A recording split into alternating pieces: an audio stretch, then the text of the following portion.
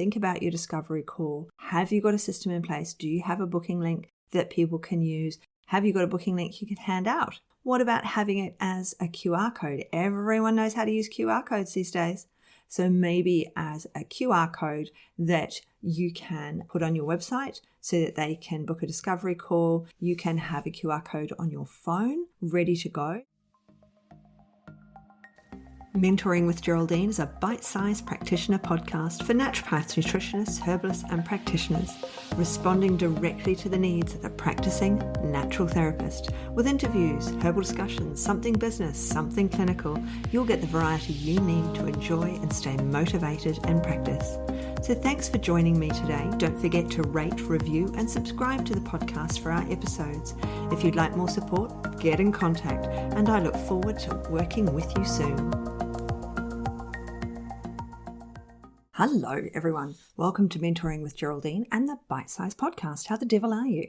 Have you listened to the last few podcasts on paperwork and pre-consult and on just the pre-work before we see a client? Because today I wanted to talk about that discovery call. So clients, if you give them the opportunity, will book a discovery call. Now, some do and some don't, and that's great. But what do you do on that discovery call? I've had many a discovery call over the years, many. And what I often end up doing is just kind of giving them too much information on the discovery call. Just like when we think about finding our flow and we think about that consult and we think about the work that we do prior to seeing the client, we do really need to remember and think about how much information we're giving them on the phone. Are we overwhelming them before we even see them? So with the discovery call, it's just as important as it is in consult that we acknowledge the person, that we listen to what they're saying, and that we on the call work out their goals and how we can work with them without telling them, without giving them all the answers. Sometimes we will say things like, I really need you to go to the doctor to have that blood test done before I see you. That already means that there is somebody else in between seeing us and them. Now, yes, if there's red flags in there, you say, sorry, off to the hospital or off to the doctor. But if there aren't any red flags, and maybe you work with people and their hormones, then we can still see them before getting that information. If we send them somewhere else before seeing us, then they will get diverted. And they might get diverted unintentionally because they've got something else on their mind, or they might get diverted by the person they have gone to see. So I went to, this is a long time ago now, I don't very often go into chemists, I'm sure, into pharmacies, and I'm sure that many of you are the same that are listening. We don't need to. We've got everything, and so we don't need to go in there. But I particularly wanted a wash that was at the wholesaler, but they wouldn't sell it to practitioners because it was a retail-only product. So I couldn't get it from the wholesaler, and I really wanted this one particular product. So it was for sale in the local chemist, so I went in there. So of course I never go into them, never go into the pharmacy, I never look around. I started looking around, oh, what do they have? It is actually a good idea, as it turns out, I think, to pop in and have a look. And then I started looking at the product I was interested in. And the person who was serving came over and, can I help you? And I said, I was just looking for this one particular product, which I have in my hand, but I was just looking at everything else. This other stuff here, this looks amazing. And what about this one?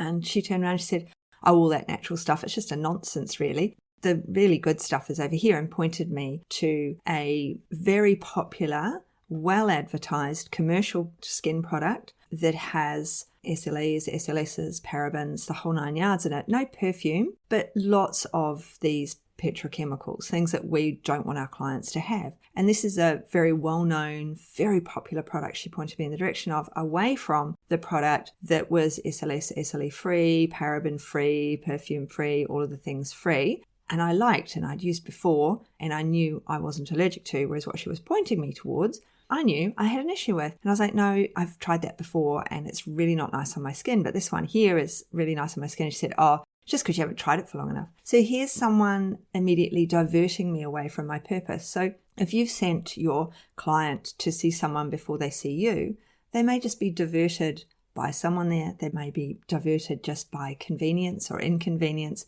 they've gone to buy something and someone's told them, oh no, look, go and see that person or do this, and they get confused. So what we need is direction in our conversation in that discovery call. So when we speak to that client, what we really want is to hear them, to listen, to have this silent spot, to take that time to let them say what their story is. Your discovery call shouldn't be more than 20 minutes, all right? 15 minutes is what mine is. If you can do it in 10, even better. So it's letting them speak. And while they're speaking, you can make those sounds on the other end of the phone, because telephone call is probably enough. Or it is for me.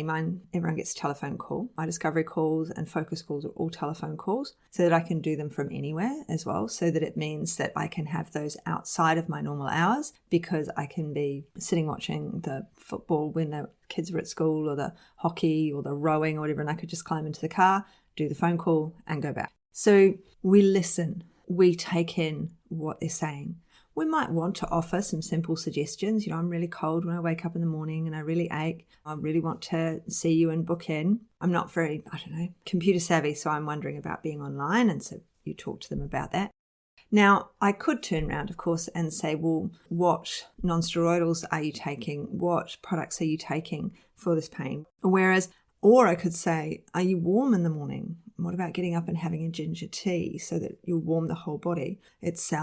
But we need to be, so that's the extent, is what I'm saying, of the information that we really give. It's a ginger tea here. It's not, why don't you pop into the chemist before you see me and get some physio cream and rub that in, all right? So because then they've gone somewhere else. What we want is they've made this very purposeful appointment with you. It's very purposeful for them. They want to see, can you help them? And if it is within your realm of helping, so if you're someone who works in skin, then it might be a rheumatoid arthritis client wants to book in with you. You actually say, well, no, I don't work in your area, but this person does. Here's their phone number, or give me half an hour and I'll get back to you with the person that does look after your problems. That's not me. And that's totally cool as well. And they will really appreciate that. And that becomes a personal recommendation. That other practitioner is immediately a personal recommendation. So what we want is to listen to them. We want to hear what they're saying. We want to reiterate what they're saying and what their problem is. And at the end of this, you are the solution. So an appointment with you is the solution. So we can, yes, while they're speaking. And not doing it digitally means that by being on the phone, you can both be speaking at the same time, like you can in normal conversation. Whereas when we do it digitally, often it will cut one person off in favor of the other person, and then they have to restart. So by just being on the phone with them, we're able to say, oh, yes, you're very unique. There's a lot going on with you. Those sorts of lines where we understand, we show, commiserate, is that the right word? We're with them. We show that we understand. We have that empathy with them. Commiserate is the wrong word. I don't know what the right word is. Maybe it's just empathy. But we show that feeling with them, and we work with them, like we listen. And then towards that end of that discovery conversation, that discovery call, we're then able to say to them, I really do think that an appointment would be our best option, so we can go through all of those things. You've said to me that you wake in the morning and you're exhausted already before you start the day. You ache all over, and that your diet is poor because you've got so much going on. So I think it's really important that we get together so I can get a real handle on what's going on and maybe help you to organize that a bit better, maybe help you to set some change in train. So what day works for you? And this is the other thing. This is what I learned from my hairdresser many, many, many moons ago. She said, we can just say our books are open 24/7, or we can be a bit more specific. So what we want to say is, when are you available? So they might say, Tuesdays and Thursdays are good for me. So you say, well, before I open my calendar, because I say to people, my calendar's on my phone. So before I take my phone away from my ear to have a look at my diary, what days work best for you? So, and they'll say, Tuesday and Thursday. Okay, morning or afternoon before I have a look. Now, I might know that my entire Tuesday is utterly empty and my entire Thursday is utterly empty. It isn't, because Tuesday is dedicated to the academy where we all work together. And I'm actually recording this on a co-working session. So it's going to be under 25 minutes. I have to get back to the co-working session. So working with them, and I'm saying, okay, when would I'm pretending here with you, with the conversation with you that I have Tuesdays and Thursdays totally empty. So I say to them, oh, okay, Tuesday and Thursday, morning or afternoon? And then generally there'll be a bit more conversational. Oh, Tuesday afternoon before I pick up the kids from school would work really well. Oh, okay. And what time do you pick them up? 3:30? Oh, 3:30. Take you half an hour from here to get to the school, would it? Okay. Just give me a minute and I'll have a look at the diary and see if I've got a Tuesday or a Thursday at 2 p.m. coming up, because I'll see if I can fit you in. And so then you go to and have a look at the diary and you say, oh, look, I've got next Tuesday at 2 p.m. available. And then they say, oh, no, I forgot. I have to be at school early that day. To which you can reply, because you know the day is empty and you want to see them, to which you can reply, oh, that's okay. I can see you at 1 o'clock and I'll just have my lunch earlier that day. Or I'll have my lunch at 2 instead of at 1, which is what I was going to do. Okay. And you can book them in. You've got the information off them. You then can book them in. If they need to fill out an intake form, which they all do, then I say to them, right, I won't book you in. I will make this space available for you and you can book yourself in and fill out the intake form, because I like people to pay before they come to see me. You might say, I will book you in and give me your credit card details to reserve the space, and I will book you in now and I will send you a link and I need you to fill out those forms before I see you. I think it's important that we take a deposit or that they book themselves in. We need this person to have skin in the game. We need them to show willing. And they've phoned you, which is showing willing in this day and age, unless the person's over 40, then they know how to use a telephone and they're quite used to being on the phone and chatting. I'm sorry, a bit of a giggle. Obviously, there's other people who can too.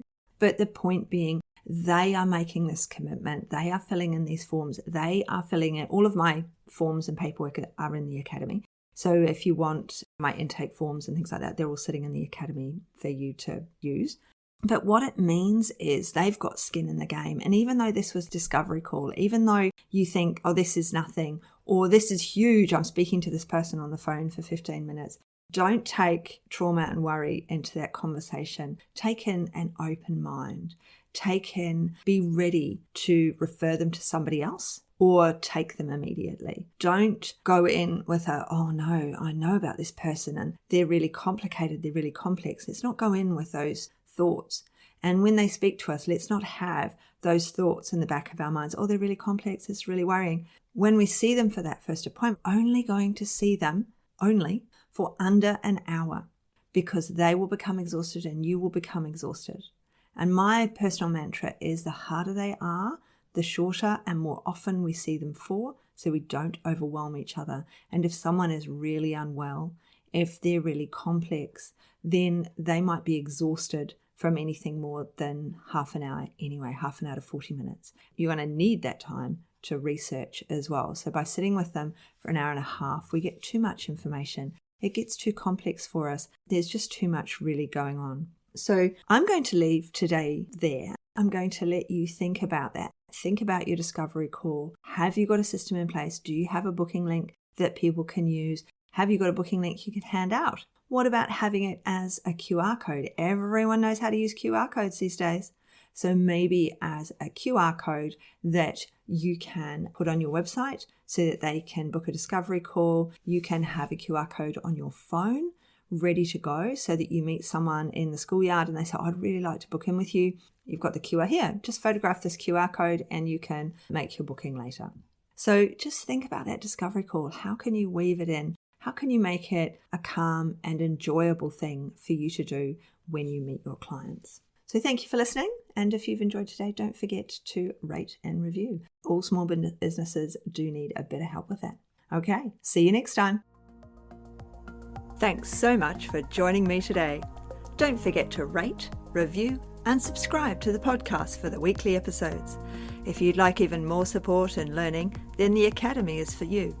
Here you'll find part 2 of the herbal discussions, more clinical learning, and case studies to support your clients in practice. Bye for now.